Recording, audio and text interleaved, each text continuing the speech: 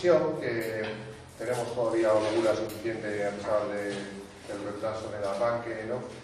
Como para que pueda tranquilamente comunicar todos los contenidos y también de vuestra parte recibir un poco las reacciones, ¿no? Las preguntas, dudas y en todo caso alternativas que os pueda sugerir, ¿no? Porque lo que pretendo contar en esta sesión, un poco a caballo entre una conferencia y una clase, al fin y al cabo es un curso de verano, es universidad, es cursos, pero al mismo tiempo pues tiene el marco distintivo de habernos escapado de Madrid, ¿no? Y de su área metropolitana, estar en una ciudad singular, ¿no? Y estar también igualmente en un contexto, si quiere, más libre de las ataduras de los programas académicos para poder tratar, como es y debe ser, yo creo que propio de los cursos de verano, pues temas candentes, temas que interesen, temas que están y guardan relación con los programas de los cursos, de los grados, pero que están más en el borde de la actualidad, en el borde de los debates presentes, ¿no? Y yo creo que el contraste para aquellos que son todavía alumnos del grado, ¿no? Entre lo que es la enseñanza canónica, que no tiene más remedio que cumplimentar pues, unos programas, porque es la base de cualquier reflexión posterior, pues contrastar, digamos, esa programación más canónica, más ortodoxa de los cursos, particularmente de urbanismo, ¿no? Con estos debates que estamos planteando, pues es bastante interesante, ¿eh? Y esto pasa siempre, ¿no? Uno puede estar estudiando física, ¿no? en la facultad, en la Autónoma, en la Complutense o de fuera, ¿no? Y luego de pronto está en un curso de verano sobre las últimas partículas, ¿no? O la partícula de Higgs, por decir un caso que hubo el año pasado, ¿no? Y ese contraste entre lo que es de rabiosa actualidad y por tanto entra también en el terreno de lo debatido, de lo que todavía no se ha asentado como conocimientos o como paradigmas ciertos, ¿no? Yo creo que es también muy interesante. Y eso es lo que voy a contar. El urbanismo está cambiando muy rápidamente, principalmente porque muchas de las ideas sobre las que hemos asentado nuestro conocimiento en décadas pasadas hacen crisis a la hora de afrontar nuevos problemas. Por eso quería empezar planteando cuál era la agenda de cuestiones o de problemas que en relación, he señalado ahí con la movilidad, debemos y podemos abordar, ¿no? No sé si me desenfoco al... No, tú muévete libremente, si que yo pasear. que yo lo cuadro, no te preocupes por eso. Bueno, estos temas he seleccionado 5 y luego haremos un apéndice específico sobre el tema del cambio climático, ¿no? Pero he seleccionado como 5 grandes ítems que se refieren a lo social, a lo infraestructural, a lo espacial y geográfico, en concreto arrancando por el problema de las metrópolis contemporáneas, de la fractura social que supone la propia organización del espacio. Ahora volveremos un poco sobre ese detalle. Es un tema histórico. Las ciudades siempre han sido ámbitos de conflicto, de confrontación y entre grupos sociales muy diversos, ¿no? Y al mismo tiempo también el crisol, donde también grupos sociales y a veces incluso étnicos muy diversos se encuentran y comparten un espacio. Resolver el problema de esa convivencia, como decía Raquel al comienzo, es esencial.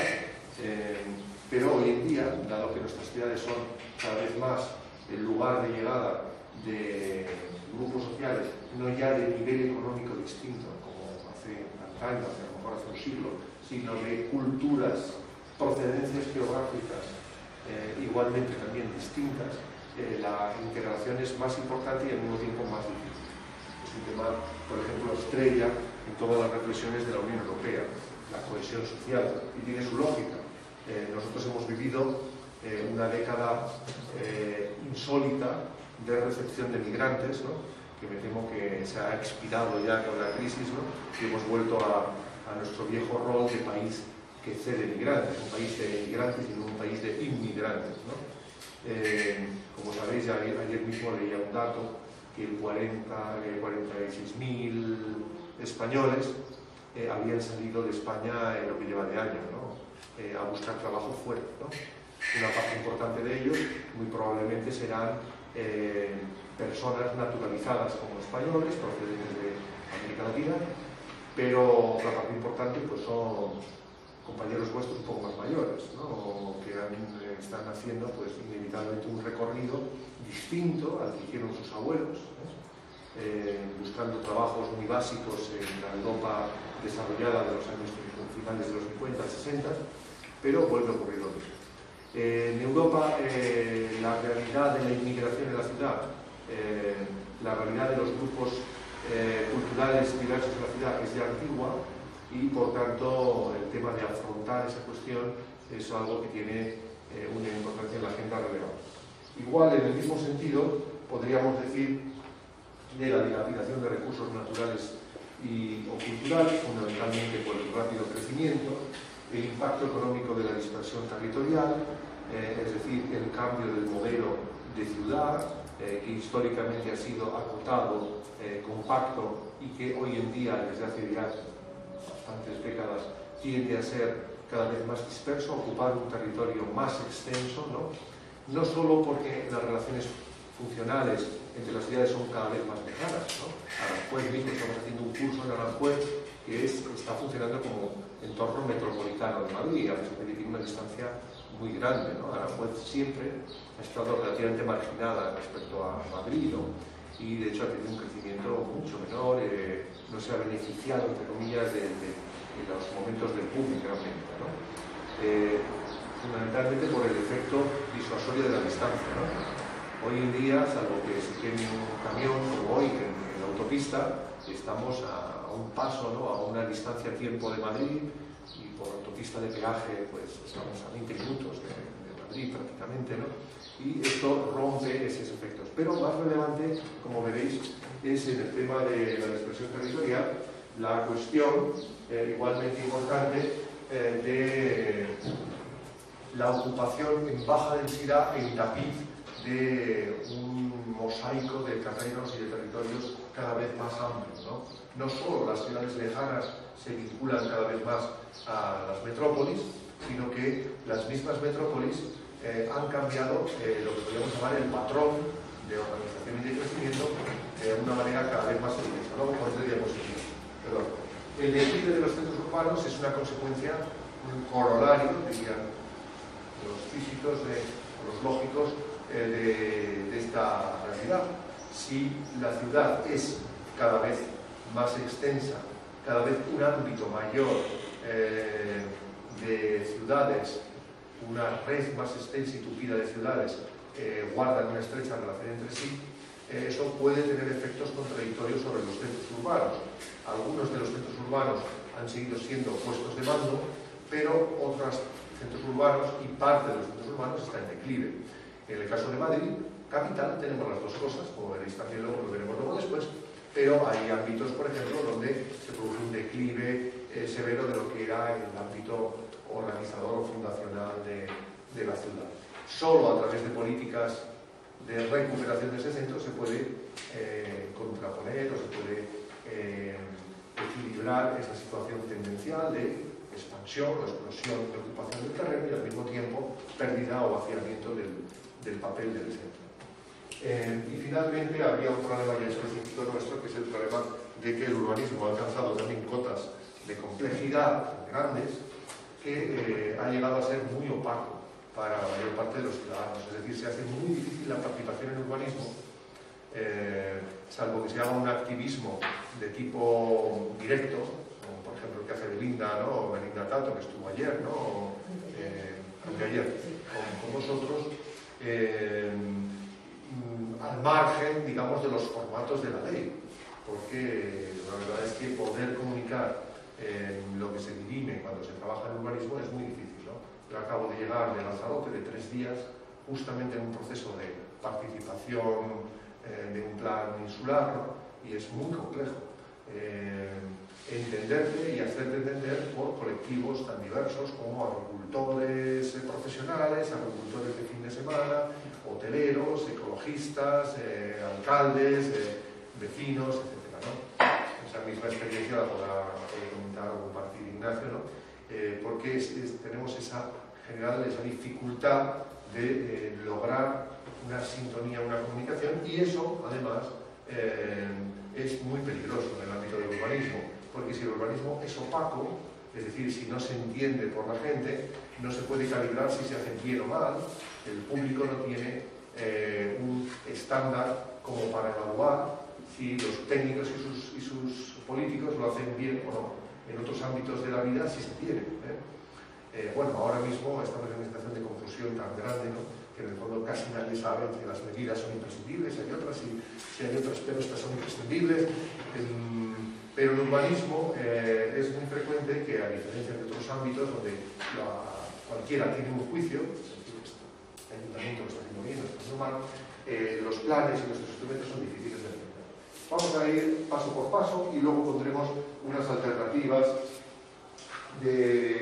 lo pondré, digamos, como ejemplificación de los nuevos paradigmas de mi juicio en la mesa, pues ejemplos de proyectos. O sea que, digamos, todo el resto de la presentación va a ser más liviana, porque va a ser con imágenes y cada idea de esta se va a ilustrar de una forma relativamente directa a través también de imágenes, diapositivas y proyectos.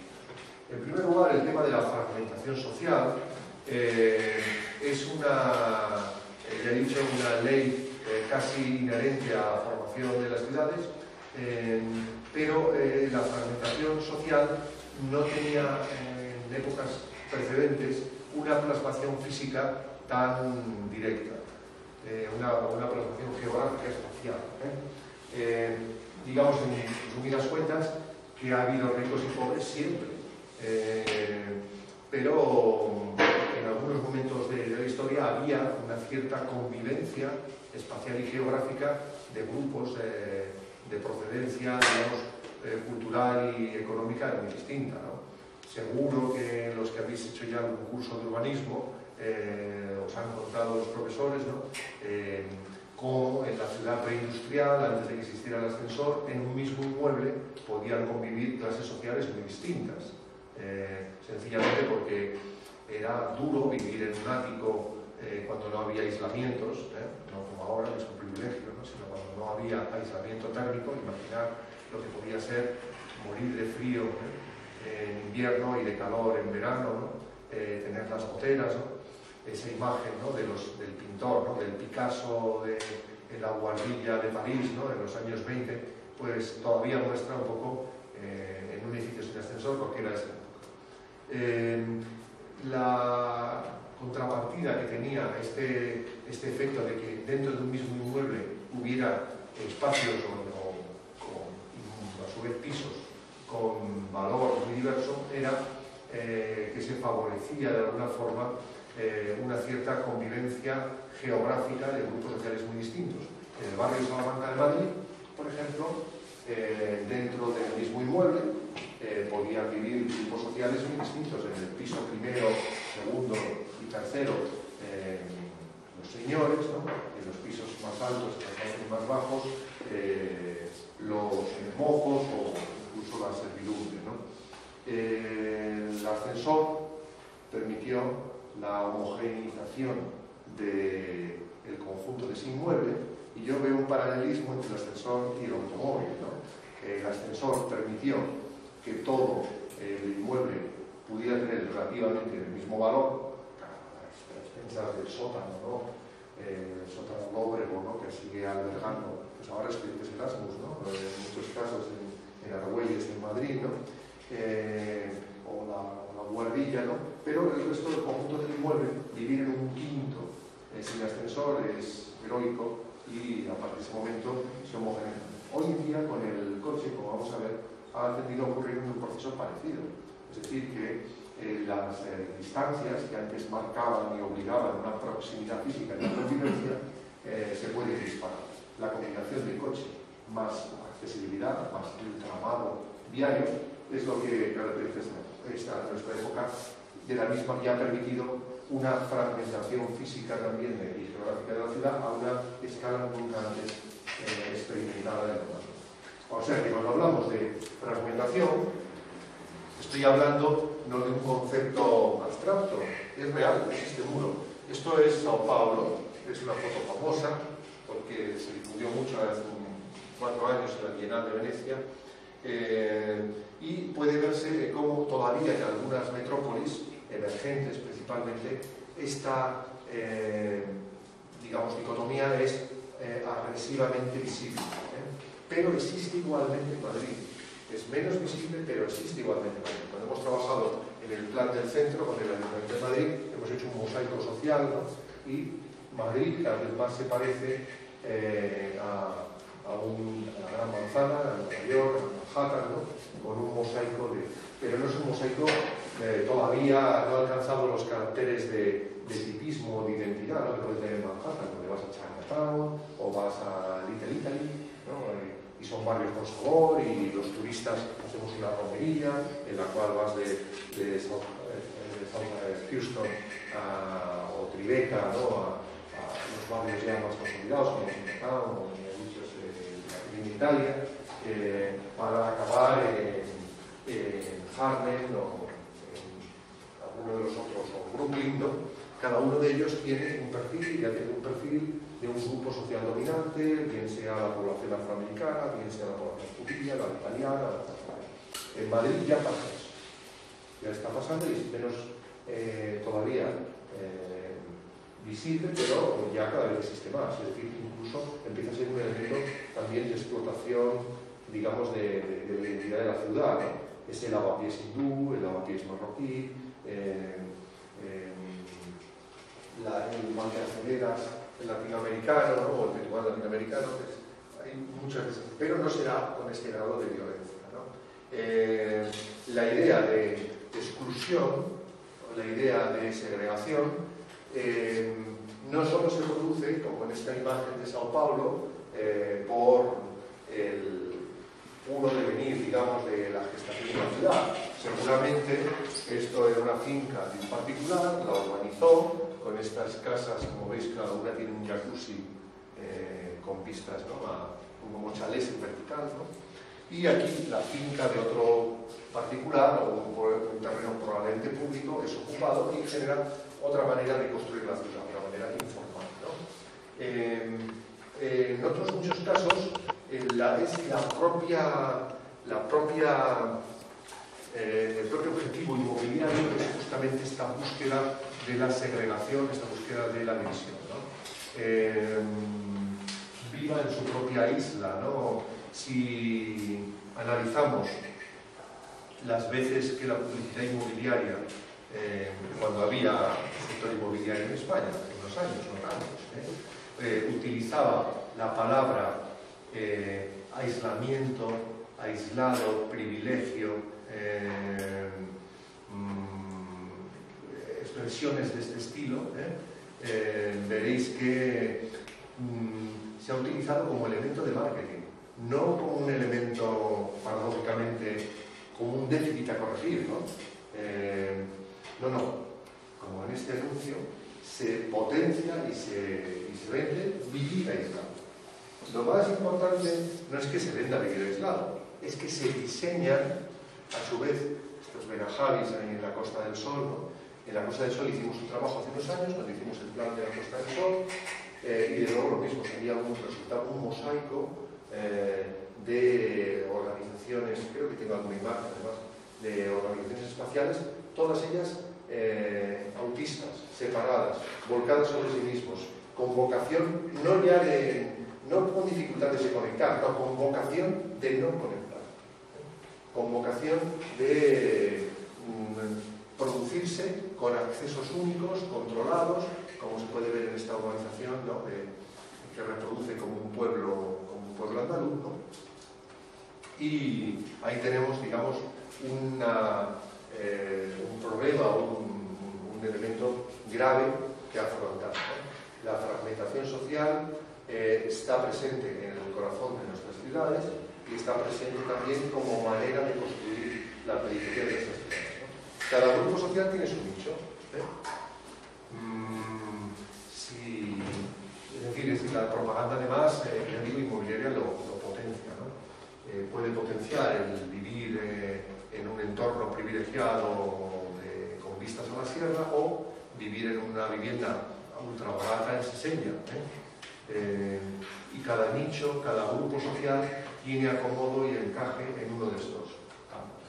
Otro tema muy visible y característico de la situación actual es la dilapidación de los recursos naturales, es decir, la urbanización en estos últimos años ha sido tan intensa, luego veréis un dato, que nos encontramos ante un problema muy serio de dilapidación, de impacto sobre el paisaje y en muchos casos, sobre recursos también escasos. La costa es escasa.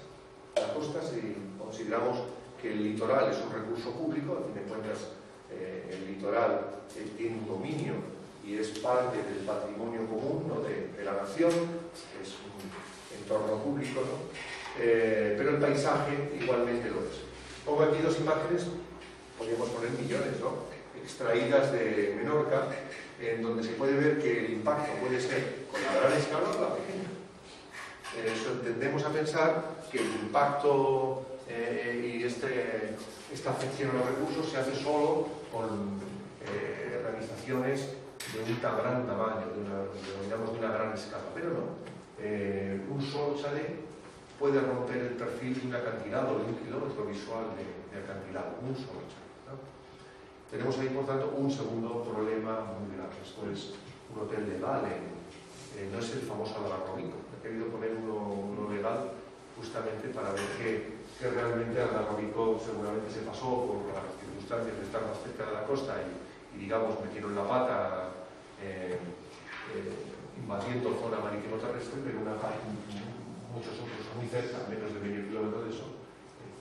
Es decir, que el impacto se ha mercantilizado, ¿no?, y por tanto pospuesto los caracteres o los valores del paisaje y de los recursos a los valores mercantiles de su explotación inmobiliaria. Ahí tenemos. Otro aspecto esencial es el que he ido adelantando un poco, que se refiere a la dispersión territorial. Estamos acostumbrados a entender que ciudad es esto que se ve en esta imagen, es decir, un conjunto urbanizado, y realmente en los cursos de urbanismo siempre hablamos como paradigma de esta ciudad. Pero esta ciudad, que sigue existiendo, no es la ciudad que está produciéndose hoy en día. Hace muchos años que no se puede ciudad así en ningún lugar del mundo. Esta ciudad, que un ejemplo es Barcelona, ¿no?, quizá porque es la que tiene el paradigma de ciudad compacta, ¿no?, más reconocido, ¿no? Esta ciudad tenía tres cualidades: era densa, era continua y era compacta. Densa ya se puede ver, y lo podemos ver en el casco de Madrid, en el barrio de Salamanca, ¿no? Es decir, hay una gran, digamos, intensidad y la utilización del suelo, y también una gran intensidad en los usos de ese suelo. En este tipo de ciudad no hay un monocultivo residencial, digamos, todo esto es residencial, no, es residencial, y además hay actividad comercial en la mayor parte de sus bajos, y además hay muchos negocios y terciarios y hoteles y todo tipo de despachos en los pisos principales, y además hay insertos, como puede verse acá, desde el mercado de la Boquería al Centro de Arte Moderno de Barcelona o el MACBA. Es decir, en todo este ámbito hay a su vez también muchos equipamientos, y además los han sido históricos, porque el mercado de la Boquería es un equipamiento de toda la vida, ¿no?, aunque este otro pues haya sido el de Meller, el Museo de Meller de Barcelona, el Museo de Arte Moderno, haya sido también la adquisición de este. Es decir, la idea de densidad tiene dos dimensiones en la ciudad tradicional. Una es la dimensión espacial, es decir, que la utilización de ese territorio, pero la otra dimensión es la intensidad también en la mezcla y en la incorporación de usos distintos, de actividades distintas. Esa es otra reflexión muy interesante, ¿no? La siguiente cualidad es densa continua, es decir, no tiene rotos, no tiene discontinuidades en su formación. La ciudad tradicional en ese sentido también era continua y era igualmente compacta en la medida en que no deja agujeros, ¿no? Poros en su configuración. En cambio, la ciudad actual es todo lo opuesto. Esta imagen de la tendencia actual del crecimiento metropolitano, tomada del plan de New Jersey, para que digamos que no es un caso universal, ¿no? Plantean cuál es lo que está ocurriendo. Es un dibujo muy útil porque es muy sintético, como suelen ser los americanos, muy pedagógicos y muy visuales, ¿no? Se puede ver en un entorno, es el plan de New Jersey, pero no es un trozo real de territorio, ¿no? Es la idea de una gran ciudad central, podríamos imaginar que fuera Madrid, ¿no? Rodeada de una serie de núcleos. La intensidad, la densidad se ha reflejado en el color, ¿no? En el grado de oscuridad, ¿no? La tendencia es a ocupar todo el territorio, todo el territorio. Y el plan plantea que es necesario hacer un plan para pasar a una situación más parecida a esta, de esta a esta, que no es una revolución radical, pero es una revolución hasta cierto punto, porque en lugar de ocuparse todo el territorio con bajísima densidad, se plantea que es mejor que las ciudades existentes crezcan sobre sí mismas con algo más de densidad, ¿no? Es un ejemplo en ese punto. ¿Qué ha pasado en España en estos años del boom inmobiliario, ¿no? De la burbuja inmobiliaria, ¿no? Que hemos disparado la producción de suelo urbanizable normalmente desde parámetros de densidad muy bajos, ¿no? Y por tanto hemos producido una ciudad muy dependiente del automóvil. La ciudad es un territorio muy dependiente del automóvil y también muy despilfarrador del recurso suelo. Ahora que no se vende mucho de lo que se ha producido en las etapas anteriores, ¿no? Llama tremendamente la atención, ¿no? La dificultad de volver atrás. Es decir, hay urbanizaciones enteras medio hechas, ¿no? A medio hacer, que es difícil volver atrás. Pues mismo tiene un código bien importante, ¿no? En el entorno, ¿no? que está en debate, ¿no? Que se podría hacer ahí, ¿no? Porque todavía no ha arrancado, pero es este efecto. Lo más llamativo, que hay hasta una página web, es lo de las Ghost Cities, ¿no? Porque España ha entrado en un ranking, igual que hay una página web muy interesante de Dead Malls, o sea, como centros comerciales fallecidos, ¿no? Hay una de Ghost Cities, que son, a lo largo de todo el mundo, fotos de áreas urbanizadas del campo donde no hay nadie, o viven muy pocas personas, ¿no? El Pau de Vallecas, en Madrid, por ejemplo, pero más allá de Madrid, ¿no? Ayer mismo cuando aterrizaba en el avión, volvías una y otra vez a ver lo mismo, ¿no? Enormes, en algún caso enormes. En Tres Cantos, por ejemplo, en el despegue, podía haber una ciudad urbanizada prácticamente de la mitad del tamaño del Tres Cantos actual, sin una sola vivienda y las calles perfectamente acabadas, ¿no? No es dispersión territorial, algunas de estas situaciones en el sentido norteamericano, de bajísima densidad, pero el conjunto de todas ellas, sobre todo a nivel del conjunto de España, arrojan datos de este tipo. Por ejemplo, la población en la década prodigiosa, cuando más migración se registró, creció nada menos que un 14%. Esto, que parece poco, es una revolución demográfica. Hemos vivido algo insólito en la historia de España.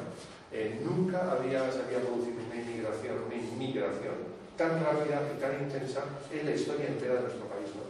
Muy curioso, porque estáis asistiendo a cambios. Yo pensé que mi generación, que había visto la transición política, ¿no? Cambio de régimen, había visto todo. Habíamos visto la crisis del petróleo cuando era estudiante, un poco de vuestra edad, y después de eso, pues cambios muy rápidos en el país, ¿no? Tan rápidos eso como hacer una constitución en la mitad de tiempo que se puede hacer un plan general, ¿no? Eso cada vez admiro más, cuanto más trabajo en planeamiento, más admiro a los padres de la Constitución, ¿no? Lo bien y lo rápido que trabajaron, ¿no? Para la época, y nos parecía lento, ¿no? Pero no, estáis viendo cambios ya en el ámbito social y económico nunca vistos. En el ámbito social, este cambio de la inmigración, estos 6 millones de habitantes que ha sumado el país en una década, aunque ahora pierda una parte de esa población, ¿no? Es un cambio sociológico muy rápido que en Europa les llevó unas 3 décadas llegar a una proporción parecida, es decir, el porcentaje de población extranjera en España ya es bastante semejante al de otros países europeos, pero en su caso lo han ido negando a lo largo de bastante tiempo, desde el milagro económico alemán y luego su contagio al resto de Europa central, y sobre todo subir en su punto álgido en los 60. En cambio, ¿qué ha pasado con el suelo? Pues fijaros, esto es unos datos, un cálculo que hemos hecho sobre catastro, o sea, son datos relativamente fiables, ¿no? Sobre todo a nivel de grandes números, ¿no? El suelo ha crecido un 41%. Es decir, que el 40% del total de la ciudad, que aparte de que aquí hemos señalado los suelos ocupados, en este caso, son los urbanizados, no están las host cities, las ciudades fantasmas estas, ¿no? Que están urbanizadas, tienen las calles, pero no tienen viviendas todavía, ¿no? Estas ciudades fantasmas, diré entre paréntesis, que son un efecto español, no es nuevo. También de la etapa del desarrollismo se plantearon polígonos industriales y actuaciones que han tardado a veces muchas décadas en hacerse. Y la mismo volvía a haber también, y muchos polígonos industriales han servido durante décadas, ¿no?, para lugares de prácticas de conducir, ¿no? Y realmente ahora pues, lo mismo está ocurriendo con estos otros polígonos. Pero no, esto es ocupado, es decir, es realmente suelo consumir, ¿no? Este desfase de que la población crezca un 14 y le damos la vuelta a los números y el suelo ocupado crezca un 41 muestra que ha cambiado el patrón de crecimiento y por cierto también muestra que ha cambiado el patrón de densidad, de sentido común, ¿no? Si hubiéramos mantenido la misma densidad que tenía España, tendríamos que haber crecido en ocupación de suelo pues del orden de un 14, un 20%, todo lo más, ¿no? Y se ha duplicado. Es decir, que podríamos también decir científicamente que la densidad media de lo que se está produciendo en España se ha dividido por 3, ¿no?, en relación a lo que históricamente estábamos acostumbrados a hacer. Por eso, este chiste de esta viñeta del roto tenía su gracia, ¿no?, porque diferentes dos modelos de desarrollo urbanístico, el del horror en altura o el de la dispersión en superficie, ¿no? Y es que parece como que no hubiera más alternativa que o bien rascacielos o bien abusados, ¿no? Había una revista en los años 20 que se llamaba Cortijos y Rascacielos, ¿no? Era una revista muy interesante, por cierto, ¿no? Y de hecho Gropius, seguro que también recordáis de la escuela, publicó ese famoso artículo de casas altas, medias o bajas, ¿no? Que se produjo en la revista Arquitectura también en los años 20, ¿no? Como artículo de cabecera, muy interesante. Pero hoy en día esa reflexión sobre la densidad ha desaparecido. En algunos lugares de altísimo valor del suelo, la avaricia lleva a plantear una ocupación muy intensiva, no el sentido común, sino la avaricia. Vimos luego un proyecto, el de Castellana, donde planteó edificios altos. Pero en este caso lo planteamos como una estrategia. Se podía haber llegado a la misma edificabilidad con tipologías y con modos de habitar muy distintos, ¿no? No había un problema de encajar sin más solo una edificabilidad, sino una decisión de ocupar el suelo de manera distinta. Luego lo ocurrió, ¿no? En el caso de Madrid, esta comparativa, donde no se llega a distinguir muy bien el gris, el blanco sería la ocupación actual. Podríamos ver, en función de las redes arteriales, desde los años 60, 70 hasta el actual, 80 hasta el actual, que igual que en estas formas de crecimiento, la dispersión territorial y la ocupación del suelo se apoya sobre todo, pero que en la otra se ve peor, aquí se ve muy bien, se apoya en las infraestructuras. ¿Por qué puede producirse esta ocupación tan extensa de territorio? ¿Por qué ha podido dar el salto ahora, justamente España, en ocupar, multiplicar la extensión de suelo urbanizado? Principalmente porque el país, en un momento en que ha alcanzado una cota de desarrollo más importante, más elevada, se ha dotado principalmente de infraestructuras viarias que han posibilitado un crecimiento mucho mayor. Fijaros la tela de araña de autopistas, ¿no? Se ha multiplicado el radio de kilómetros de autopista por habitante desde esos primeros años 60 a la actualidad por 20. El estándar de autopistas por habitante, ahora mismo, a mí los números absolutos me dicen poco, ¿no? Porque realmente al final, pues bueno, como si dices, un Golf sube 1.500 metros cúbicos de agua, ¿y eso qué es, no? Pero si digo que el estándar por autopista de un habitante madrileño es un poco superior ahora mismo, a día de hoy, que el de un habitante de Bruselas, y está rondando el de Ámsterdam, ¿no? Pues eso sí, eso, Ignacio, que tú eres un gran especialista en las comparativas, así transversales, internacionales, sin duda tienes datos de este tipo, pues mucho más elocuentes, ¿no? Pero muestran que realmente nuestro país ha adaptado muy rápidamente un modelo de basado en una alta capacidad de infraestructura.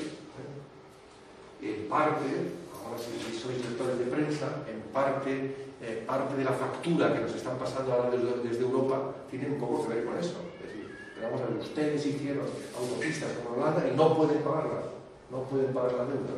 Hay un poco de venganza retrospectiva también en este sentido, ¿no? Ustedes han crecido muy bien, muy rápido, parecía un milagro, pero es que estaban haciéndolo sin recursos propios, ¿no? Estaban yendo más deprisa y más lejos de lo que podían, ¿no? Entonces eso tiene un poco de ajuste entre nosotros y cualquiera que los que hacéis turismo por el interior de Europa tendréis la percepción de que las autopistas son bastante antiguas, y que hace ya bastante tiempo que no se construyen nuevas autopistas en Alemania o en los Países Bajos, fundamentalmente porque han llegado a la conclusión de que el coste de impacto ambiental de nuevas infraestructuras es cada vez menos rentable. Hay como dirían los economistas, una ley de rendimientos decrecientes que hace que cada nueva infraestructura aporta menos a la eficiencia del territorio de lo que el impacto ambiental que supone, ¿no? Desde lluvia ácida, ¿no?, a consumo de territorio, por supuesto, recursos económicos, ¿no? Así que tenemos un modelo que tiene ahora Madrid, un modelo basado en infraestructuras muy costoso. Afortunadamente tiene también una buena basamenta en transporte público, pero me atrevería a decir que el gran problema que se va a encontrar Madrid es que es una metrópoli muy cara. Es un modelo de organización espacial, digamos, de ricos, muy poco propio para manifestar. Gran parte de ese crecimiento se basa en el automóvil, sin gasolina barata, sin disponibilidad del automóvil, etc. Será un coste incluso para las familias muy difícil. Ya sabéis que solo en el tiempo que llevamos de los 2 últimos años de crisis ha bajado cerca de un 10% el tráfico interior de Madrid, en parte por las personas del ámbito metropolitano que han pasado al transporte público. Muchos pueden, pero no todos, porque hay muchas áreas donde directamente no existe un servicio de transporte público, están en ámbitos de muy baja densidad. O se ha construido antes el desarrollo residencial que las infraestructuras de transporte que lo tenían que hacer. Son unas cosas muy... eso es, por otro lado, muy típicamente español. Yo trabajé mucho tiempo en la Comunidad de Madrid, de director general de urbanismo, y pues, recibíamos grupos de inversores extranjeros. Recuerdo que recibimos un grupo, en este caso científico, de la INTA, que es una asociación internacional de New Towns, y les estábamos mostrando, todavía no estaba la T4, era el Barajas actual y la ampliación de la T3 y el proyecto de la T4, que ya estaba todo ello planteado. No podían entender, lo primero que preguntar era, bueno, ¿y el metro dónde está? Vamos, en el metro. ¿La parada del tren de alta velocidad dónde está prevista? ¿Cuál es el ferrocarril que lo conecta con el centro de Madrid? Y en aquel momento, en Barajas y en la propia planificación de la T4 no había ni metro, ni alta velocidad, ni ferrocarril. Por suerte, el sentido común hizo que, yo lo he vivido porque lo estaba en aquel momento planificando Madrid, que de manera un poco forzada se lograra llevar el metro, que por cierto además no va donde tendría que ir, que es Vicente de Girasol, ¿no? Realmente, ¿no? Y se logró conectar a T2. cuando se planeó la T4 ya era claro que tenía que tener metro y que tenía que tener ferrocarril. Pero Renfe no quería que tuviera AVE, estación de AVE, como tiene París, por ejemplo, en Charles de Gaulle. Conecta, es un gran intercambiador, un gran hub, tanto aéreo como, por supuesto, de conexiones e intercambio modal con ferrocarril de alta velocidad y, por supuesto, con la red metropolitana de París. Pues en el caso español, no. ¿Por qué? Porque Iberia y AENA, pero sobre todo Iberia, no quería el tren de alta velocidad, porque quería que los transfers se hicieran en avión. Es decir, imaginad, tú vienes de Bilbao y quieres ir a Sevilla. Pues ahora mismo, cuando tienes tren de alta velocidad, desde Bilbao, podrías ir a Valladolid en coche o en avión, es complicado. Lo más concreto, lo más fácil es ir en avión a Madrid, y en Madrid el problema es que no te hace cómodo. Si llegaras al aeropuerto y ir al tren de alta velocidad, ahí ya podrías tomar el AVE a Sevilla. Era justamente lo que Iberia intentaba evitar, ¿no? Si vienes de Bilbao, no te queda más remedio que es mucho más eficiente, sin escapar del aeropuerto, cambiar a un avión, ¿no? Que te llegue a Sevilla, ¿no? Eso es por lo que todavía está habiendo vuelos a Sevilla, ¿no? Por ejemplo, a pesar de que el tren de alta velocidad consume todo. Eso para que veáis cómo se toman las decisiones reales, ¿no? En muchos casos con esta. A la larga, ahora la que se está evidenciando, esto antes era más difícil de explicar, porque como todo iba bien, en ese sentido, y parecía esa, digamos, esa sobreabundancia de riqueza, parece que estas decisiones no tenían ninguna consecuencia, pero sí tienen consecuencias económicas muy graves, ¿no? Es decir, si hay una parte de la población en el oeste metropolitano de Madrid que no va a poder utilizar transporte público porque no es rentable ponerles transporte público, porque el transporte público en España está subvencionado, porque pagáis solo la mitad del precio del billete, aunque sea un abono transportes, ¿no? Incluso el billete individualizado, ¿no? Y en el caso del abono transporte todavía más. Y por tanto, si se realiza un servicio muy deficitario, terminarían pagando un señor en Galapagar que utilizara transporte público puerta a puerta desde su casa en Galapagar al interior de Madrid, terminaría pagando el 15-20% del coste real. ¿Y quién paga el resto? El contribuyente. Sería, en realidad, en el caso, dado que muchos de estos ámbitos son de renta más alta, fiscalmente, no sé si lo habéis pensado alguna vez, es un mecanismo redistributivo de renta, pero regresivo. Los impuestos los pagamos todos, en términos generales. Se supone que la progresividad de los impuestos es que graben más las rentas más altas. Pero si las rentas más altas resulta que tienen también subvenciones fiscales por otro lado, pensarlo en otro caso más fácil. ¿Cuánta gente de Pamplona utiliza el avión? Lo mismo cuando soy profesor allá, utilizo el avión. Pero ¿cuántos vecinos de Pamplona vienen a Madrid en avión? Muy pocos. El aeropuerto es deficitario. ¿Quiénes nos beneficiamos del aeropuerto? Al final una élite profesional, una élite económica, ¿no? Pero ¿quién paga el aeropuerto? Al final el gobierno de Navarra, ¿no? ¿Y de qué impuestos? De los de todos. Luego en realidad todos, aunque los ricos paguen más impuestos, sin duda, pero todos están pagando de alguna manera, están subvencionando mi billete de avión, para que me cueste menos ir a dar clase allí. Entonces, esa realidad es un tema que hay que pensarse constantemente, y ahora que hay crisis, esto es otro paradigma de reconsiderar, ¿no? Pero ahora desde el urbanismo. El urbanismo ya no trata solo de colocar las cosas en el espacio, sino de empezar a preocuparse por cuánto cuestan, quién las paga. Ahora ese tema es muy sensible en España. Cada medida fiscal que está saliendo, no habéis visto páginas enteras en el periódico sobre las consecuencias para unos grupos y otros, ¿no? Desde subir la medicina, ¿no? ¿Quién paga, quién favorece, quién desfavorece, ¿no? O el copago sanitario, ¿no? Cualquier medida. Yo creo que vuestra generación está aprendiendo, dolorosamente, pero una realidad que la nuestra no aprendió. No tuvimos una educación fáctica en evaluar intuitivamente el coste de las cosas, ¿no? Los anglosajones sí lo tienen, ¿no? Y de hecho en Norteamérica habréis oído hablar que las leyes de una compañía de la memoria económica que diga cuánto cuesta. Es decir, que si se aprueba el proyecto de la T4, o se aprueba cualquier otra ley, se plantea cuánto cuesta, incluso una ley penitenciaria. ¿Cuánto cuesta?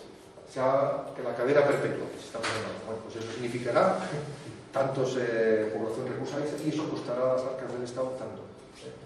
En nuestro caso no lo es así y al final hemos visualizado que los errores privados terminan teniendo un coste público.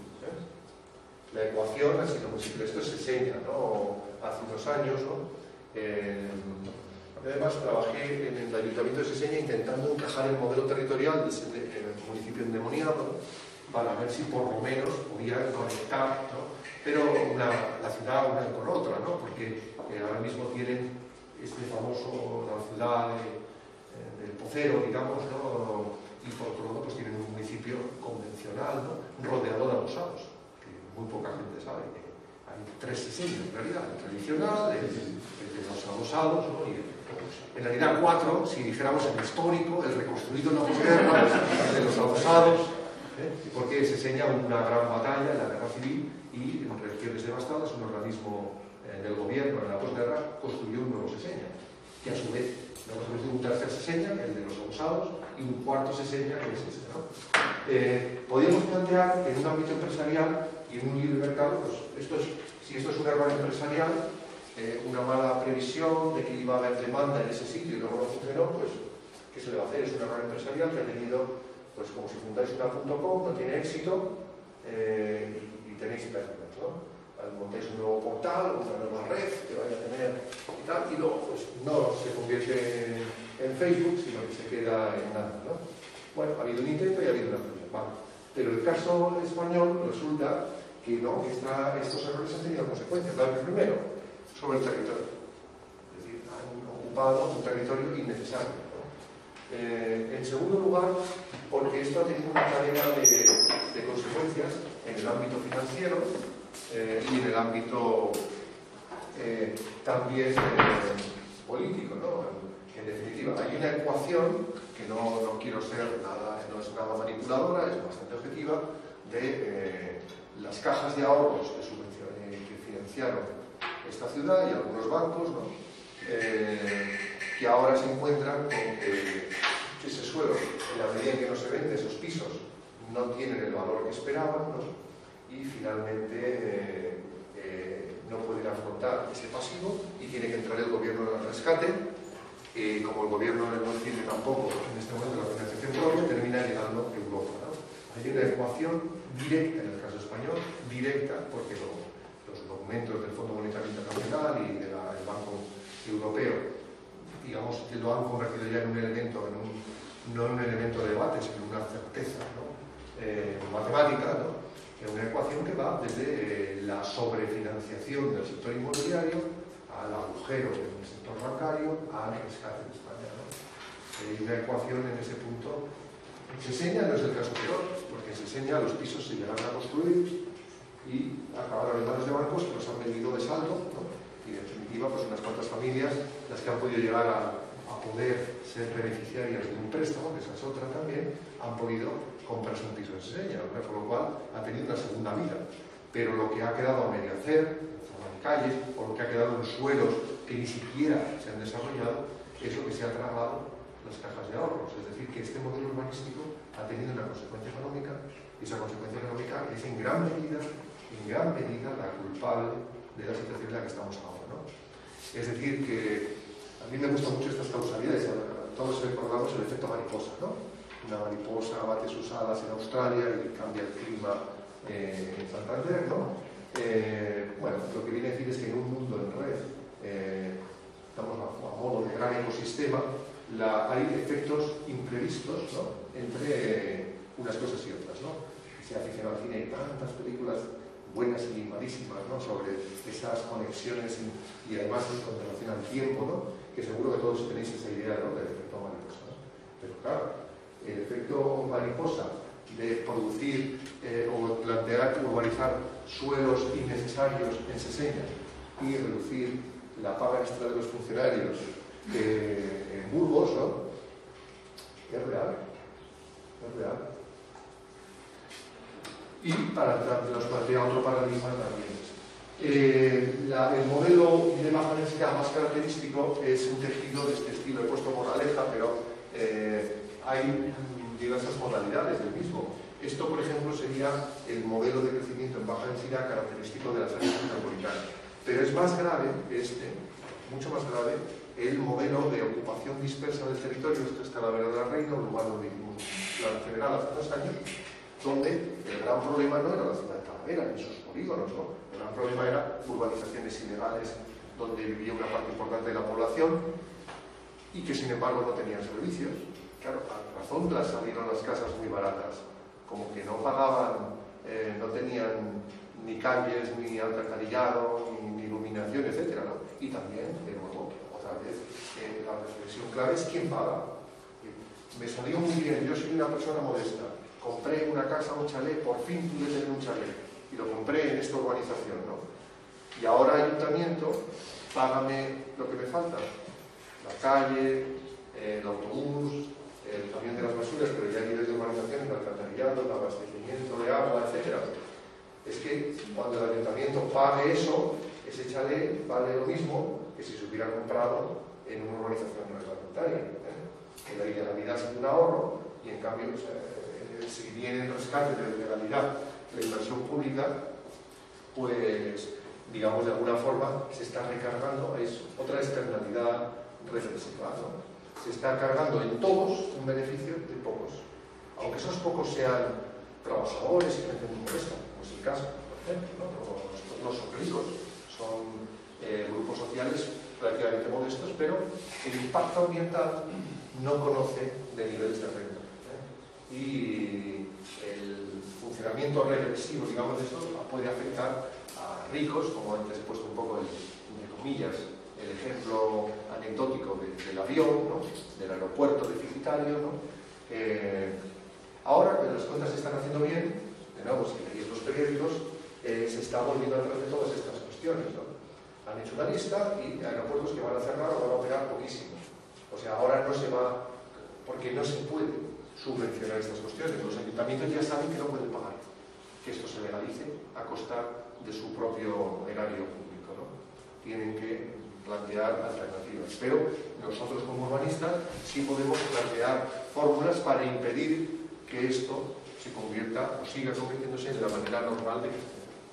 El ROI de todo este proceso ha sido el automóvil. Es decir, hemos organizado la vida entera de las metrópolis alrededor del automóvil, y esto es un proceso que empezó en América. A mí me gusta mucho esta historia y de hecho he escrito y en fin, he generado unas conferencias también específicamente sobre este tema. El papel del automóvil en la reorganización espacial metropolitana, ¿no?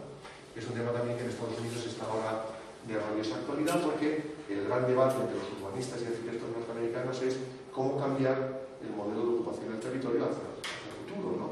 Y dejar de hacerlo menos dependiente del automóvil, ¿no? El automóvil organiza y coloniza el territorio, formando o posibilitando accesibilidades a lugares antes inaccesibles y por tanto posibilitando su ocupación. Hasta que no hubo autopistas no había posibilidades de ocupar terrenos muy alejados, hasta que no se ha creado una autopista de peaje complementaria de la Nacional 4 al final de la Nacional 5, no 4, la de Andalucía, realmente no se ha mejorado la accesibilidad de Aranjuez a Ocaña, ¿no? Ahora mismo, sin embargo, es muy alta, ¿no? El problema es el costo, ¿no? Pero mirad esta comparación de estas dos imágenes. Esta es Houston y esto es Madrid, la carretera de La Coruña. Podemos ver que el papel del eje colonizador, ¿no? En la configuración del territorio es muy parecida. Yo veo un paralelismo grande entre esta zona de la carretera de La Coruña, donde están las oficinas de Metrobacesa, la zona de la calle Bovelas, ¿no? Y al lado y enfrente tenemos chalets adosados, aislados, con parcelas de diversos tamaños, un poco igual que aquí, que encontramos zonas residenciales, en un ámbito que es en general más bien un eje de actividad económica, ¿no? La movilidad se organiza sobre todo respecto al transporte y hoy en día lo que las ciudades en general han tendido a hacer, esta es una de sus distritos asiáticos de imagen, es adaptar, no pensar su movilidad en función, digamos, de su personalidad o de su historia, sino adaptar con fórmulas estándar su morfología primitiva a las necesidades del automóvil. En este caso, se coloca encima de un barrio preexistente un nudo de autopistas, ¿no? O esta imagen, ¿no? Cuando en algunos países desarrollados estamos desmontando Scalestri, una tocha, como soterramiento de la M30 de Madrid, ¿no? En el Cairo, como veis acá, se plantean calles aéreas, ¿no? o dobles niveles, ¿no?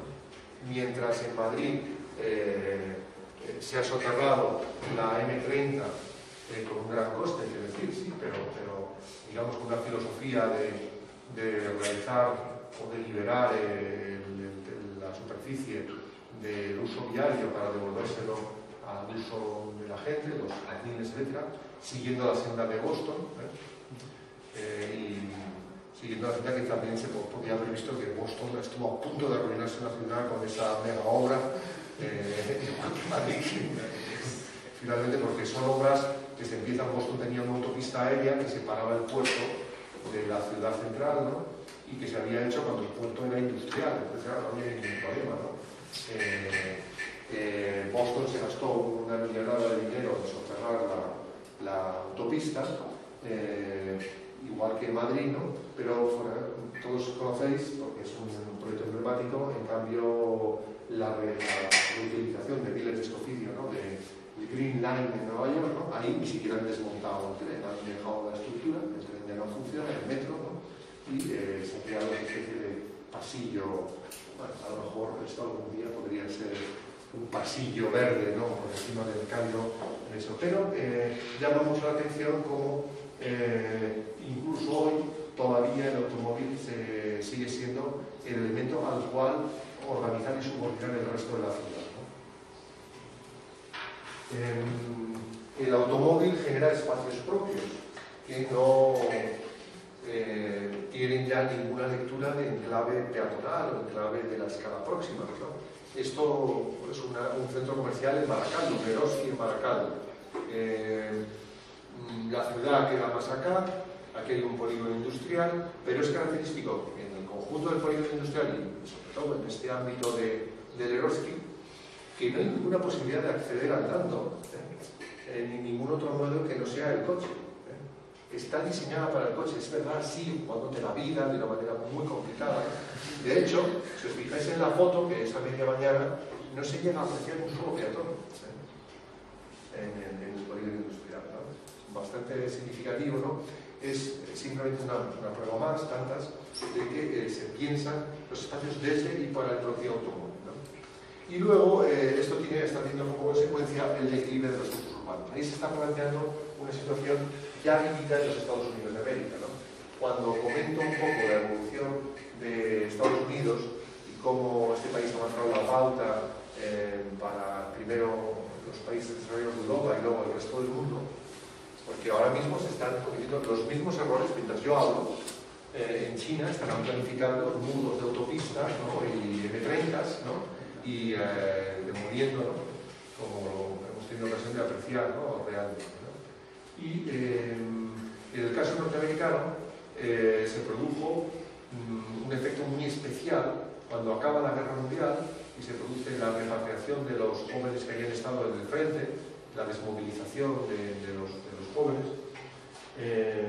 Obviamente no les apetecía volver a la casa paterna, ¿no? Tampoco a los Erasmus, sin embargo, no se queda más remedio.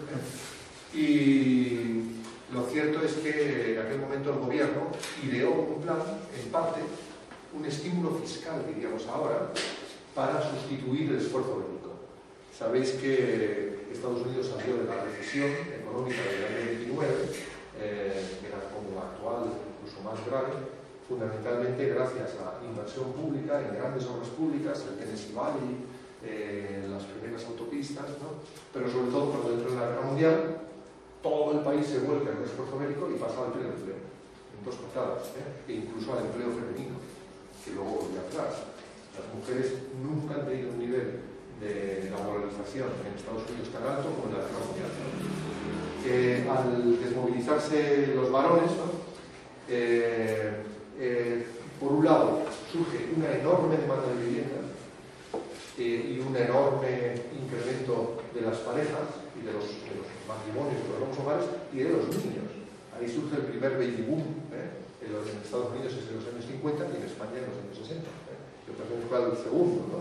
Pero lo cierto es que Clinton, por ejemplo, por decir uno, ¿no?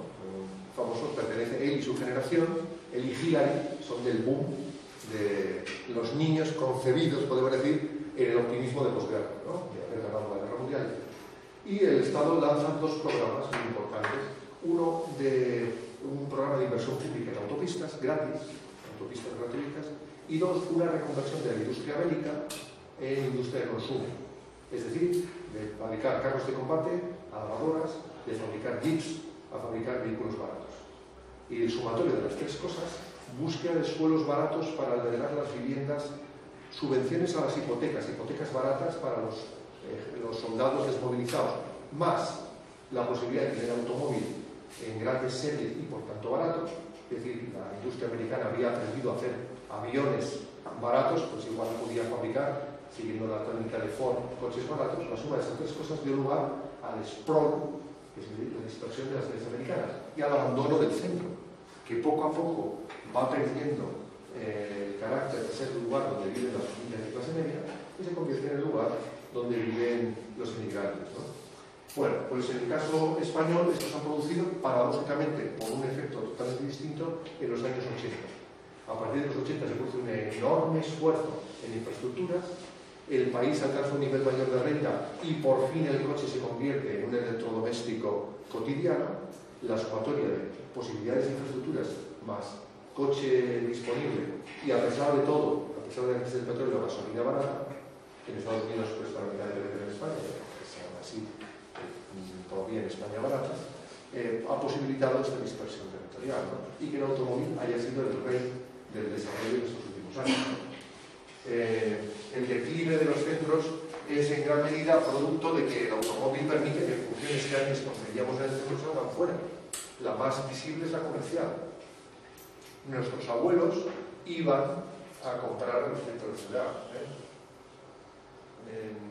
iban al triángulo este de Sol, ¿no? Preciados, Callao, etc. Era el corazón de España, pero incluso recuerdo poesías, ¿no? Que hablaban de cómo los aldeanos, ¿no? Del entorno de Bilbao van al Corte Inglés de Bilbao, acontecimiento cuando se construye también en los años 60, ¿no?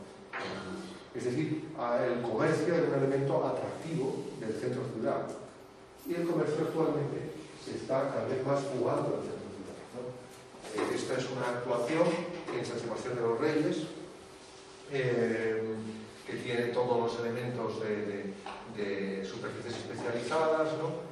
Un gran mall comercial en torno a un gran parking. El coche es el rey, es el mimado, porque todo el mundo va a llegar en automóvil y claro, es lo más fácil es colocarlos en el centro para que puedan luego moverse en el superficie. Si veis este modelo, bueno, tenía otro caso de norteamericano muy parecido, ¿no? Veis aquí la organización espacial característica, una autopista, una conexión y el otro. Esto mismo, que es el edificio de Telefónica del distrito C, como llaman, ¿no? Esta comparativa de Bajo de la Hoz está comparado con el tamaño de Azca en Madrid, el polígono de Azca terciario. Tiene el mismo tamaño de superficie, es decir, un solo edificio ubicado y con accesibilidad solo en el automóvil. La prueba es el caos que hay alrededor de este edificio, ¿no? Tiene el mismo tamaño que todo el centro de Madrid, de todo el sector terciario de Madrid generado en los años 60 en el entorno de la Castellana. Hacia lo que está enfrente del Bernabéu, como sabéis, ¿no?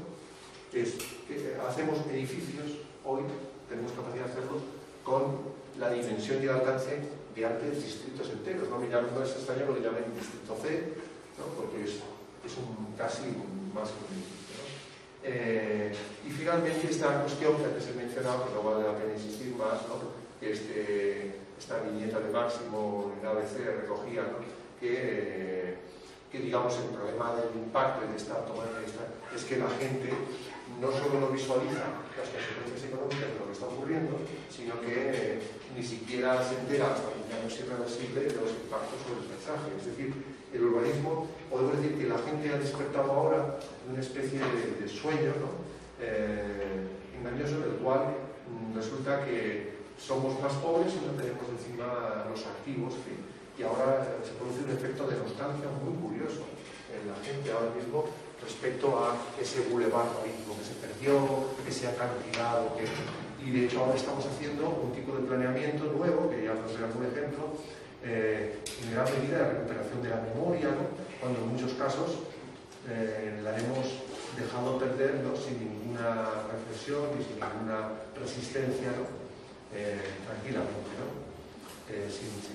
Bueno, los criterios de sostenibilidad alternativos, o sea, cada uno de estos paradigmas nos supone un criterio alternativo, ¿no?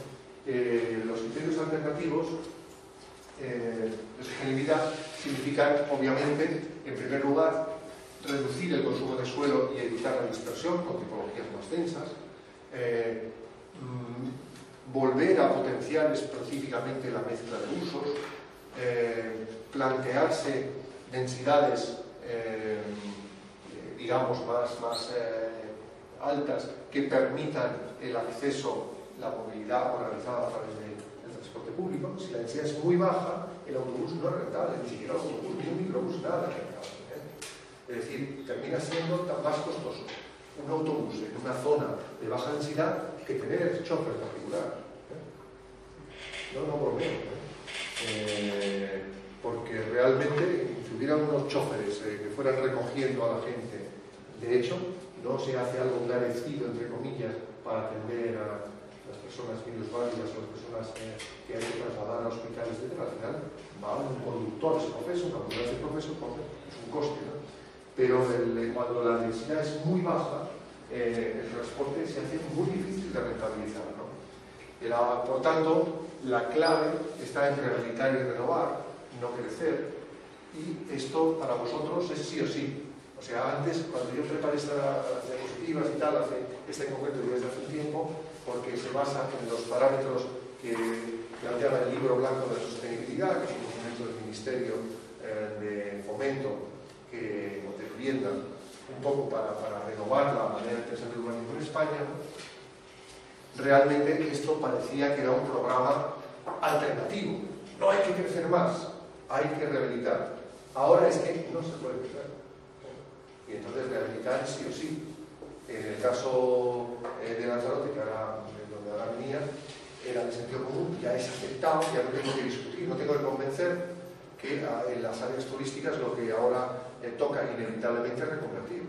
En un momento bien difícil, porque no hay estímulo económico, pero vamos, realmente no se puede plantear la extensión ni el crecimiento, todo lo más la adaptación, mejora, pasar de áreas muy obsoletas a áreas, digamos, pues, más contemporáneas, más modernas. La vivienda en alquiler, por ejemplo, cuando el gobierno actual ha planteado sus prioridades en relación con el tema de vivienda, la Dirección General de Vivienda, que ahora otra vez pertenece al Fomento, ha planteado en realidad dos cosas que estaban aquí.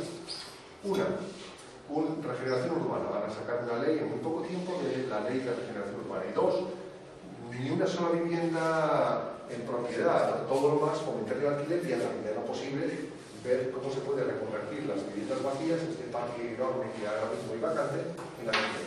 Y finalmente, el tema del diseño con criterios bioclimáticos, que tendrá que ascender un poco también en la escala, pues, porque al final no es lo último, porque es un tema muy importante. ¿Por qué es muy importante? Porque otro paradigma esencial con el que nos vamos a afrontar en los próximos tiempos, a pesar de que la crisis lo está eclipsando, es el tema del cambio climático. Claro, cuando no se crece, parece de aguafiestas el hablar de las consecuencias climáticas indeseables del crecimiento, pero en realidad sigue existiendo.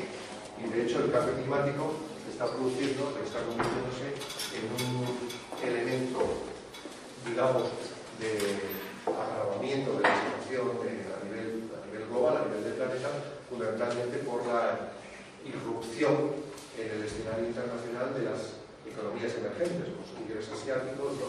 Y incluso latinoamericanos, ¿no? Con una tendencia creciente a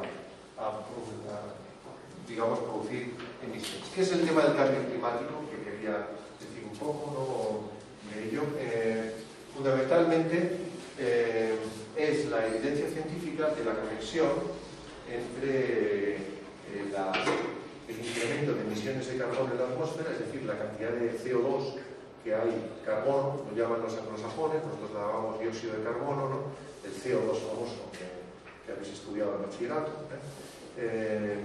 que en principio, cuando yo era alumno, era un gas inerte y todo lo más nos lo contaban en el proceso de la fotosíntesis, ¿no? Era inocente todavía, eran malos los gases de efecto, no de efecto invernadero, los asociados, los fluoruros, ¿no? Asociados a los sprays, etcétera, que ya se sabía que incidían sobre la capa de ozono, pero el CO2 era todavía, por así decir, inocuo. En estos últimos años se ha producido una reflexión sobre este tema muy importante, la cual es un hito un poco publicitario, ¿no? La famosa campaña de Al Gore, ¿no? Que le valió el premio Nobel, ¿no? En aquellas conferencias que se plasman en la película Una verdad incómoda, ¿no? Que recomiendo ver, ¿no? Y si no, al menos que veáis la parodia de los Simpsons, en el cual, ¿no? Sandy, la niña, ¿no? La pequeña, y Lisa, ¿no? Lisa imita a Al Gore, ¿no? Y se hace con un artefacto, una grúa, y da el PowerPoint. Es un PowerPoint más sofisticado que el nuestro, ¿no? Porque para subir a lo alto de la pantalla que ocupa Al Gore se sube a través de una grúa, ¿no? Una grúa mecánica, ¿no? Bueno, al margen de un poco de broma, fijaros en esto es un poco la referencia de en qué momento se han planteado las constancias de esta realidad. Fijaros que la primera mención de que hay cambios en el clima es del siglo XIX, pero no empieza a haber mediciones precisas del CO2 en la atmósfera hasta finales de los años 50. Por tanto, era un problema que escapaba a los instrumentos de medida. En los años 70 empieza a haber los primeros artículos sobre la cuestión a nivel muy minoritario en revistas científicas. Entre el periodo 65 y 95, cada año se triplica el número de publicaciones científicas alrededor de la constatación de la conexión entre el incremento de CO2 en la atmósfera y el incremento de la temperatura global, el global warming y warming también, porque es de preocupación, pero al mismo tiempo también del calentamiento. Y en los años 80 hasta la actualidad, por fin, y gracias al desarrollo espectacular, ¿no? de las herramientas informáticas, se han podido realizar modelos mucho más precisos. En síntesis, lo que plantean estos modelos es que existe una correlación y un incremento global de temperaturas a nivel del planeta, y los efectos previsibles se centrarán el más evidente en la temperatura, que tiene un efecto inmediato sobre flora y fauna, sobre los ecosistemas, sobre, obviamente, el régimen de precipitaciones y, otra vez colateralmente, sobre el régimen hídrico y, otra vez, igualmente también, sobre la agricultura, la famosa elevación del nivel del mar, es decir, el deshielo de los casquetes polares va a conllevar sí o sí una menor salinización del conjunto de los océanos, pero además de eso una subida del nivel del mar, ¿no? Y incluso los riesgos adicionales de estabilidad geotécnica o de grandes avenidas, ¿no? Es decir, la irregularidad climática también se plasma no solo en la elevación genérica de la temperatura, sino también la mayor irregularidad de los regímenes históricos de lluvias, ¿no? Lo cual se está verificando en los monzones y en el Niño y en muchos de los digamos, sucesos climáticos ordinarios, ¿no? que año a año iban caracterizando parte de la geografía del planeta.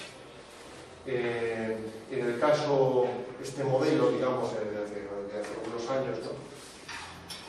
En donde nos plantea el efecto de la temperatura, que esto muestra que, en concreto, el incremento de temperaturas para amplias áreas de África y en el caso de España, puede hacer que se traspase la barrera de la desertificación, ¿no? Es decir, el incremento de muy pocos grados de temperatura significaría, sin embargo, un avance muy importante del desierto. ¿Qué se puede hacer en relación a esto? ¿Y esto guarda alguna relación con el urbanismo o no? Y eso sí es una reflexión importante, ¿no? Porque no solo con el urbanismo, sino que con la arquitectura, ¿no? Resulta que la mayor parte de las emisiones tienen dos fuentes principales: el modo de vida y la industria. Y en el modo de vida entra el automóvil. Las emisiones medias por persona y en el Reino Unido, ¿no? Y elementos, ¿no? Sin incluir el transporte, ¿no? En este caso, transporte y vivienda supone ahora mismo prácticamente la mitad de las emisiones, con un problema. Las emisiones de carbono de la industria están acreditadas, contabilizadas y son objeto de la negociación del famoso protocolo de Kioto, que estableció las cuotas de emisión de cada uno de los países y las necesidades de que los países que emitían más CO2 compensaran a los países que emitían menos, es decir, la compra de derechos de emisión y toda una serie de cosas un poco complejas que como me estoy alargando mucho, voy a recortar, ¿no? La mitad de las emisiones, sin embargo, no están controladas ni son objeto de regulación en Kioto, porque son emisiones asociadas a la manera de vivir en la ciudad, a la construcción y a la movilidad, al transporte, en términos generales. Es decir, son las que emiten los vehículos a motor, son las que emiten también la industria, bueno, la industria está localizada, pero todos los elementos en relación con la vivienda, ¿no? Que producen que entran en la producción y gestación de la vivienda, ¿no? Frente a eso, las alternativas canónicas no son más que dos: adaptarse, es decir, el cambio climático es un hecho ya, y por tanto la arquitectura y el urbanismo tienen que responder a la adaptación, pero también las obras públicas. Ya hay muchos países, por ejemplo, obviamente Holanda y tantos otros, que ya tienen perfectamente planificado las consecuencias del incremento del nivel del mar, ¿no? Y en el caso holandés, ¿no? que han creado, ¿no? Donde se repite el famoso dicho, ¿no? De que Dios creó el mundo, pero Holanda la crearon los holandeses, ¿no? Los holandeses que ya han sufrido las consecuencias en los años 50, ¿no? de las terribles inundaciones y la ruptura de los polders, etc., están particularmente sensibilizados a esa cuestión. Es decir, hay un problema, pero también estaba recordando, no sé si era el presidente de Maldivas, que estaba justamente realizando, porque es un archipiélago que prácticamente desaparecería, ¿no? Es ahora mismo un lugar turístico en el imaginario internacional, ¿no? Prácticamente desaparecería en el Índico si se subiera simplemente un metro el nivel del mar, ¿no? Un metro es muchísimo, ¿no? Pero es constatable, digamos, las consecuencias. Todo el mundo hemos visto Venecia. Venecia se ve afectada más por un hundimiento, pero en todo caso por un hundimiento humano. Es decir, es la extracción de la capa freática bajo la ciudad, es la que está produciendo un hundimiento, y en este caso 50 centímetros da lugar a que las mareas vivas, ¿no? La ciudad entera, ¿no? Por la plaza San Marcos, ¿no? Se nos inunde. Esa es una escena bastante repetida en muchas ciudades marítimas en esa hipótesis. Por tanto, la adaptación es ahora mismo ya inevitable. Es decir, ya el cambio climático es un hecho. Por tanto, adaptarse al cambio climático, considerando que, por ejemplo, la afección de la inundabilidad en los ámbitos fluviales va a ser mayor y más violenta en el futuro que lo que hemos conocido, precisamente por esa irregularidad del régimen de precipitaciones producto del cambio climático, en el caso de Costa que digo. Pero además de eso está el tema de parar el crecimiento del desierto. Es decir, hay muchas acciones en el ámbito de la mitigación que son acciones territoriales y que, a mi juicio, nos dan un menú muy extenso de trabajo en los planes generales. Es decir, por ejemplo, la forestación es un ámbito, es una estrategia que ahora ya no solamente tiene que ver con crear entornos agradables y ambientes, en fin, amables para la gente, sino también como una estrategia de mitigación y de adaptación al cambio climático, ¿no? En algunos casos para impedir el crecimiento del desierto, en otros casos para reducir emisiones, ¿no? La mitigación reproduce estrategias concretas para hacer más viable el balance de emisiones. En el caso concreto de la edificación, como sabéis, o como os comento, la Unión Europea tiene una estrategia denominada 2020, todavía no pospuesta por la crisis, puede que no ocurra, pero puede que no, según la cual todo nuevo edificio que se construya en el ámbito de la Unión Europea en el 2020 tendrá que ser neutro en emisiones, o lo que ellos denominan edificios de emisiones casi cero. Es decir, tendrán que ser capaces de producir tanta energía limpia como consuma, de tal manera que el funcionamiento y de la construcción del edificio no se pueda, bueno, de su construcción no es del todo cierto, ¿no? Porque la construcción no podrá ser todavía neutra en emisiones, ¿no? La fabricación de los materiales que lo componen, pero el funcionamiento del edificio sí. Es decir, no ya el agua caliente sanitaria como ahora mismo con los paneles solares, sino el consumo eléctrico, el consumo de climatización, etc. Y eso es muy fuerte. En el ámbito de las tipologías arquitectónicas, la consecuencia de esto es muy grave, porque luego cuando ponga lo de Castellana, digamos, estoy preocupado por 10 minutos más. Sí, pero en 5 minutos podría ser. Sí, un poco más de 10 acabamos, sí. Un poco de descanso, ¿no? Sí, para que haya... plantea que para tipologías en altura, que son muy deseables en otras circunstancias, por lo que pueden suponer de mejora de la densidad y de cercanía de los puestos de trabajo, por ejemplo, al transporte, en el ámbito del bioclimatismo no están adaptadas. Es decir, es fácil que una universidad pueda ser autosuficiente energéticamente hablando. Edificios horizontales, con mucha superficie fundamentalmente de cubierta, con mucho espacio libre entre los edificios, susceptible de albergar producción de energía limpia, pero un rascacielos, las torres del Real Madrid, ¿cómo podrían ser autosuficientes energéticamente hablando? En el caso de algunas ciudades están empezando a plantearse planes de clima, donde dicen, usted hace un rascacielos aquí, perfecto. Vale, ¿cómo va a ser autosuficiente? No puedo, porque todavía no se han descubierto. Si alguno lo descubre, será como si fuera el fundador de Facebook. Se podrá realmente encontrar ya una forma de vida, ¿no? Para siempre absolutamente relevante, ¿no? Pero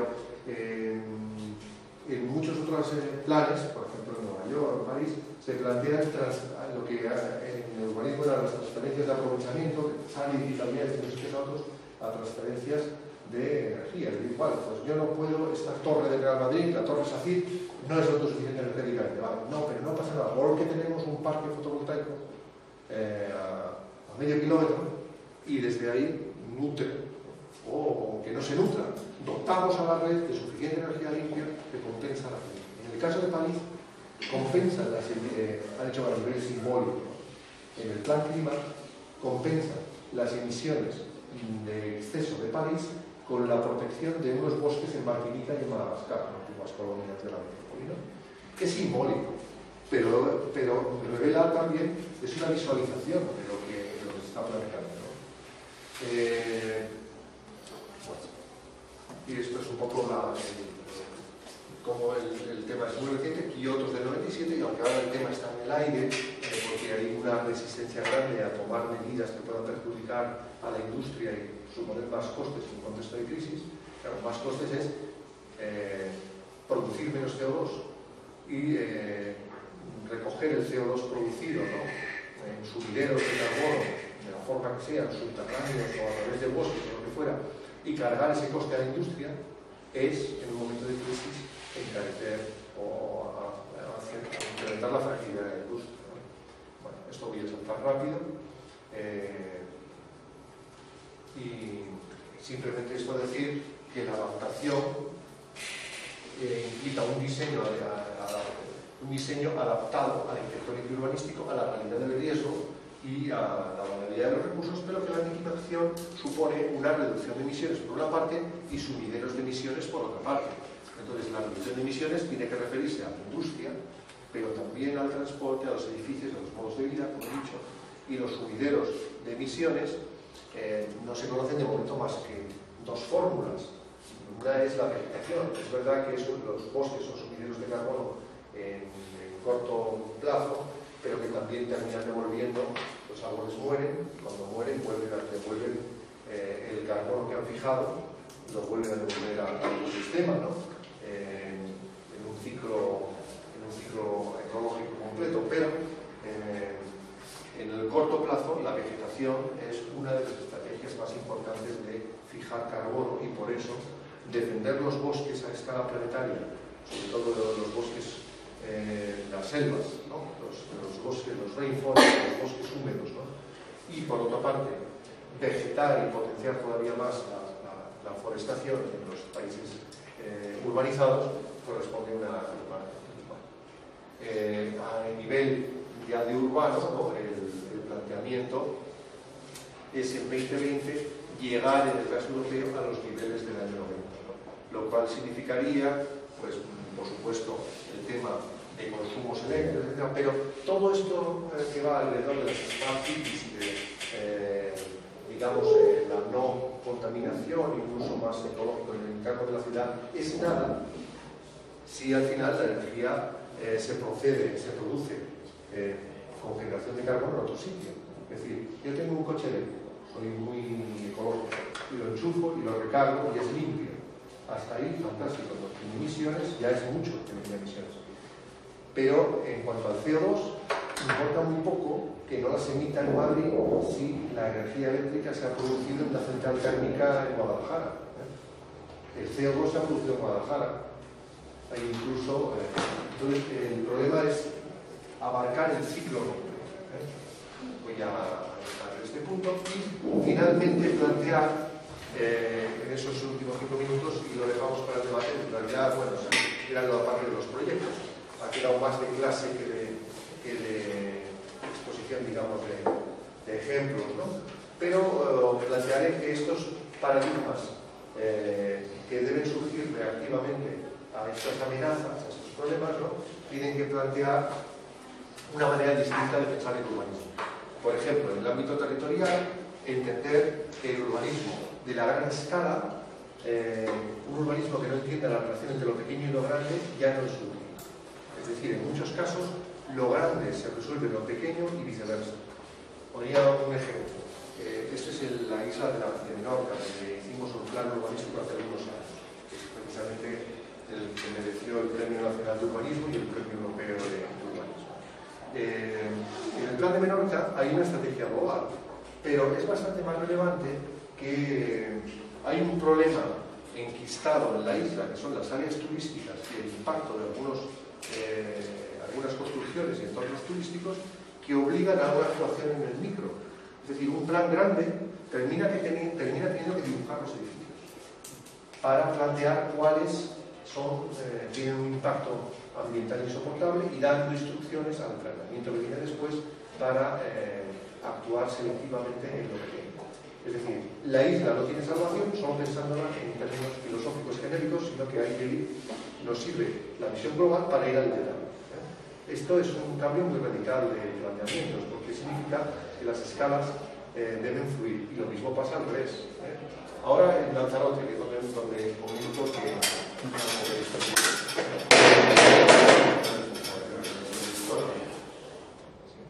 el Lanzarote que tiene un paisaje, en el caso de Lanzarote, el planteamiento, digamos, del plan que estamos redactando es entender, en primer lugar, el valor de los paisajes solitarios. Lanzarote es conocido por esto, Falla y el entorno singular volcánico, pero tiene otros muchos paisajes valiosos, y la lectura de la gran escala no se puede hacer sin un conocimiento y una lectura del micro, de cada subámbito, del mosaico de realidades más pequeñas que, como teselas, se realiza en ese territorio. De nuevo, lo grande necesita una visión de conjunto, pero esa visión de conjunto al final nos obliga a ir a lo pequeño. En realidad, en el ámbito de los planes municipales pasa al revés. En el caso, por ejemplo, de los planes en escala de ciudad, ¿no? En muchos casos, la pequeña escala nos remite a lo grande. Por ejemplo, en el caso de Segovia, donde aparece lo que era la ciudad histórica, ¿no? Existe esta configuración del casco antiguo, protegido, patrimonio de la humanidad. Nos pareció que el plan general no podía concebirse como una pura regulación de lo que ocurría aquí, sino que lo más interesante para preservar la identidad y la naturaleza de lo que ocurre en el ámbito de lo urbano era trabajar justamente el vacío exterior. En este caso, acuñamos, en el caso de Segovia, la idea de que en muchos casos lo mejor es no hacer. El arquitecto Higueras, Fernando Higueras, que trabajaba mucho con César Manrique en Lanzarote, al final de su vida fue preguntado por cuál era el edificio, él es autor de muchos edificios en Lanzarote, Medias Salinas, muchos muy importantes, ¿no? ¿Cuál era su mejor proyecto en Lanzarote? Dice, el que no llegué a realizar nunca. Es decir, a lo largo de su vida y al final de su vejez, había llegado a la conciencia de que en el entusiasmo de la arquitectura uno cree que con buena arquitectura se puede redimir cualquier pecado, ¿no? Y no. En muchos casos lo mejor es no hacer. En el caso de Segovia, curiosamente esta zona cercana al casco antiguo, típica para que se hubieran vendido chalés adosados con vistas a la catedral, ¿no? Planteamos que era imprescindible que se mantuviera vacía. En algún momento dirían, bueno, perfecto, decía el ayuntamiento, vale, vacía, es decir, sin viviendas, pero ahí podemos colocar el laboratorio, el hospital, el no sé qué, un residuo de equipamientos. Y no, es que no es vacía, significa, no es un vacío para castigar a los propietarios, para impedir que se especule, no, es que se necesita el vacío como complemento del lleno. El lleno es la ciudad y la catedral, y el vacío es su silueta. No existe el perfil urbano sin el vacío. De nuevo, en este caso, un plan general que debiéramos estar preocupados por el alero nos remite a preocuparnos por un tema en realidad territorial. De nuevo, las escalas bailan. En el caso de Segovia era muy curioso porque el caserío está más tratado, pero en realidad los bordes urbanos no nos habían interesado nunca los arquitectos, ni siquiera los que protegen el patrimonio, eran los pintores, los artistas, los que habían tenido la sensibilidad de ver esos paisajes, ¿no? Y esta foto que hice desde Camarramada, bueno, aquí estaba previsto edificarse, ¿no? Pues es lo que se como aquí en esta zona, ¿no? De las Lastras, ¿no? Y son los vacíos que planteamos. José María. Y bueno, yo voy a estar acá y... Sí, si no te importa, sí. Porque si no también luego nos vamos a quedar sin para que pueda haber un intermedio. Para que y esta tarde, como las tenemos preguntas, una mesa... como tenemos una mesa redonda luego después, pues podemos volver un poco sobre las cuestiones. En síntesis, pues, el urbanismo que habéis conocido y el que históricamente ha quebrado por estas amenazas que hemos visto, y es necesario generar, y desde la práctica de hoy, sobre todo desde la reflexión teórica, una manera distinta de pensar el territorio y la ciudad, que sea sensible a estos problemas, a esta agenda de problemas tan graves que viene comenzando. Bueno, pues mira, muchas gracias y luego la mesa de la podemos...